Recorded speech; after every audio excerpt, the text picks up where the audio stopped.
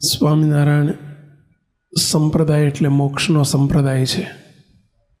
આત્યંતિક કલ્યાણનો આ સંપ્રદાય છે.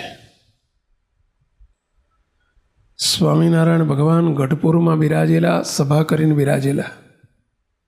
સમયો હતો.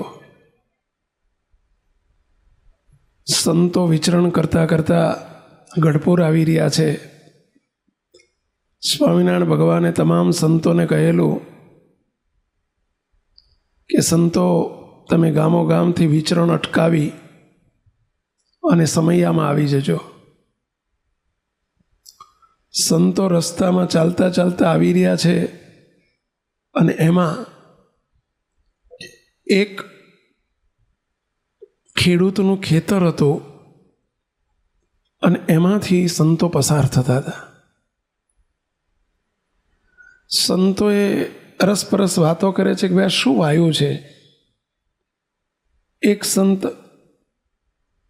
ખેતીથી પરિચિત હતા એટલે એમણે કહ્યું કે આ મૂળા છે, મૂળા. કારતકમાં અક્ષર મહિનામાં મૂળાની સિઝન હોય. મૂળા છે.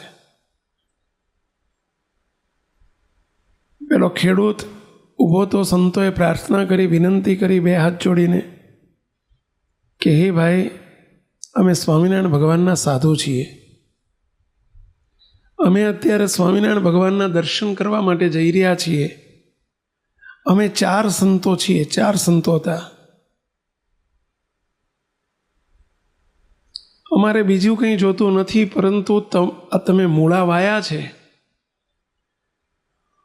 સ્વામિનારાયણ ભગવાનને તમારા મૂળા પહોંચી જાય તો તમારો બેડો પાર થઈ જાય.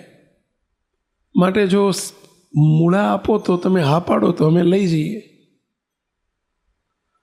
ઢગલો મૂળા હતા એટલે ખેડૂતે કહ્યું જેટલા જો એટલા લઈ જાઓ, આખો ભારો લઈને લઈ જાઓ, જેટલો ઉપાડી શકો એટલા લઈ જાઓ બસ.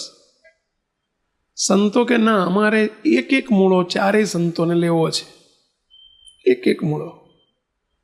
4 સંતોએ 4 મૂળા લીધા. એકે 4 નહીં હો, બંને એક એક એમ કરીને 4 મૂળા લીધા.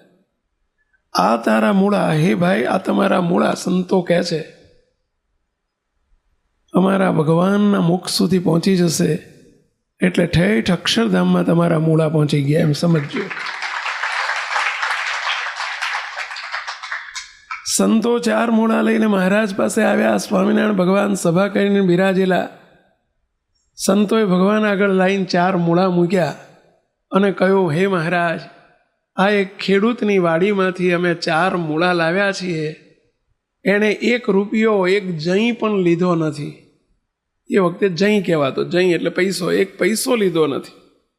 સેવા કરી છે ને એવું કહ્યું છે કે ભગવાનને કહેજો મારી ઉપર રાજી થાય. એટલે પ્રભુ, આ 4 મૂળા જે વાડીમાંથી જે ખેડૂતે આપ્યા છે એની ઉપર આપ રાજી થજો. સ્વામિનારાયણ ભગવાન મૂળા સામું આમ જોઈ રહ્યા અને મહારાજ એક નજરે જોતા જોતા હસતા જાય અને મૂળા સામું જોતા જાય. મહારાજ મરક મરક હસતા જાય. 2-5 મિનિટ સુધી મૂળા સામું જોઈ રહ્યા. મુક્તાનંદ સ્વામી સામે બેઠા હતા. એમણે ઊભા થઈને કહ્યું, મહારાજ તમે ક્યારના આ મૂળા સામું જોઈને હસો છો. એ મહારાજ કંઈ તમારા હસવાનું મર્મ સમજાણું નહીં. જરા અમને જણાવો તો સારું. સ્વામિનારાયણ ભગવાન શું બોલ્યા સાંભળજો. મહારાજ કે આ મૂળાવાળો ફાવી ગયો. શું બોલ્યા? આ મૂળા આપનારો ખેડૂત ફાવી ગયો. પ્રભુ, ફાવી ગયો એટલે શું? મહારાજ કે આ મૂળા 4 મૂળાના બદલામાં જેણે આ મૂળા આપ્યા છે એની 4 પેઢીનું કલ્યાણ. 4 પેઢીને અમે અક્ષરધામમાં લઈ જઈશું. 4 દાદાઓને એવું ના કીધું. એના ઘરમાંથી 4 વ્યક્તિઓ આશીર્વાદ ના આપ્યો. 4 પેઢી. પેઢી એટલે સમજ્યા પેલા? બાપુજી, બાપુજીના બાપુજી, એમના બાપુજી. 4 પેઢી. પેઢીમાં કેટલા આવે પહેલા? એક પેઢીમાં કેટલા ભાઈઓ? જેટલા ભાઈઓ હોય, જેટલા ભાઈના છોકરા હોય બધા આવી જાય ને પેલા એક પેઢીમાં. 4 પેઢીમાં કેટલા આવી જાય? એ બધાને ક્યાંક રખડતા હશે, ક્યાંક રઝળતા હશે, ક્યાંક અસદગતિ પામ્યા હશે, કોઈ ભૂત પ્રેતની યોનિને પામ્યા હશે, કોઈ જન્મ ધર્યા હશે, કોઈ નરકમાં ગયા હશે, કોઈ કર્માનુસારે જમપુરીને પામ્યા હશે, ભલે જ્યાં ગયા હોય ત્યાં, પણ આ મૂળા અમારા ઉપયોગમાં આવશે. એણે ભગવાનને અર્પણ કર્યા છે, એવા ભાવથી અર્પણ કર્યા છે, તો એની 4 પેઢીનાને અમે ઠેઠ અક્ષરધામમાં પહોંચાડી દઈશું. તો 4 પેઢી, પેઢી શબ્દ છે હો. આ પેઢી એટલે તમારે પેલી ગંજ બજારમાં પેઢી હોય છે એવી પેઢીની વાત નથી કરતો. તો 4 પેઢી,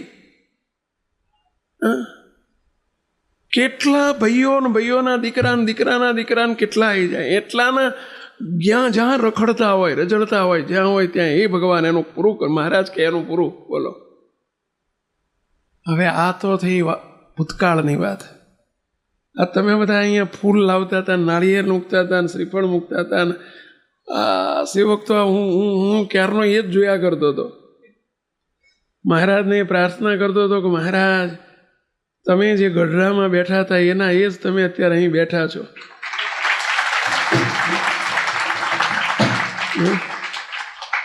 આ બધા તે કોઈ સ્વાર્થ વગર બધા તમારી આગળ સેવા લાયા છો. હું તો આ જોતો હતો. જોઈન્ટ છે કહો.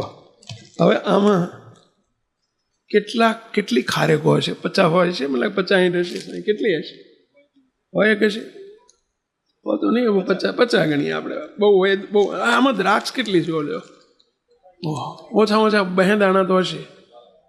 2 હશે? અરે 2 નહીં, 500 હશે, 1000 હશે. સ્વામિનારાયણ ભગવાન તમે 4 મૂળાના બદલામાં 4 પેઢીનું કલ્યાણ કરી શકતા હોય તો હે મહારાજ આ કોથળીઓ ભરીને લાયા છે. આમાં જેટલી ખારેકો હોય, જેટલા દ્રાક્ષ હોય, આ જેટલા નાળિયેર લઈને આવ્યા છે, આ જેટલા ફૂલ લઈને આવ્યા છે, જેટલી સાકરની ગાંગડીઓ કેવડી મોટી. આમાં એકમાં 500 1000 ગાંગડી હશે. સ્વામી બોલો લ્યો. હે મહારાજ તમારે ઘેર ખોટ નથી ને અમારે ખોટનો પાર નથી. આ બધા તમારા ચરણમાં લાઈન મૂક્યો છે. હગાવાલાને ના આપે કોઈ. હગાવાલાને તમે ખારેકો આપો કોઈ વાર? તમે પેલા કોઈ હાકર લઈને જાઓ કોઈને ત્યાં? પણ હે પ્રભુ તમારા ઉપયોગમાં બધું આવ્યું છે. બસ હે મહારાજ તમને તમારો હિસાબ ચોખ્ખો છે.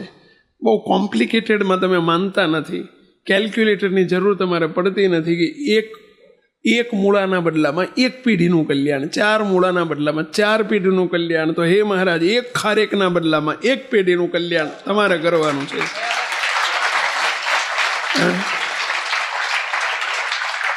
આ 1 ફૂલના બદલામાં 1 પેઢીનું કલ્યાણ તમારે કરવાનું છે. 1 દ્રાક્ષના દાણામાં 1 પેઢીનું કલ્યાણ કરવાનું છે. આ 1 નાળિયેરના બદલામાં 1 પેઢીનું કલ્યાણ કરવાનું છે. 1 બદામના બદલામાં 1 પેઢીનું કલ્યાણ કરવાનું છે. તમને વાંધો નથી ને પહેલા? એમને વાંધો નથી ને મને વાંધો નથી, તમને કોઈ વાંધો નથી ને પહેલા? પહોંચી ગઈ તમારી ખારેક ને તમારી દ્રાક્ષ ઠેઠ ભગવાનના ધામમાં પહોંચી ગઈ. તો પહોંચી ગઈ. વિશ્વાસ આવે છે? આ છે સ્વામિનારાયણ ભગવાનનો પ્રતાપ. આ તમે ગયા ખાતે નથી આપ્યું હો. બધું ગયા ખાતે નથી, અને આ ભેગું કરવા માટે નથી, અનંતના કલ્યાણ કરવા માટે છે. હવે કદાચ આ દ્રાક્ષની આની કિંમત કેટલી છે? મને લાગે ₹1,00,000 છે નહીં? હવે 90 રૂપિયામાં 500 પેઢીના કલ્યાણ ક્યાંય તમે કયા બજારમાં મળે? તમને કહો. આ રૂપિયા માટે નથી. 1 નાળિયેર આમ તો આના કરતાં મોટું આવે નહીં? વાહ બે વાલો. હે મહારાજ તમારે ઘેર ખોટ નથી. 1 નાળિયેરમાં 100 પેઢી લઈ લો. એટલે વાંધો નથી ને તમને. અમે કડી ગયા હતા. કડી કલોલ ખરું ને? કડી અમે કડી કલોલ ગયેલા. બાપજી જોડે હતા, આપણા ગુરુજી બાપજી.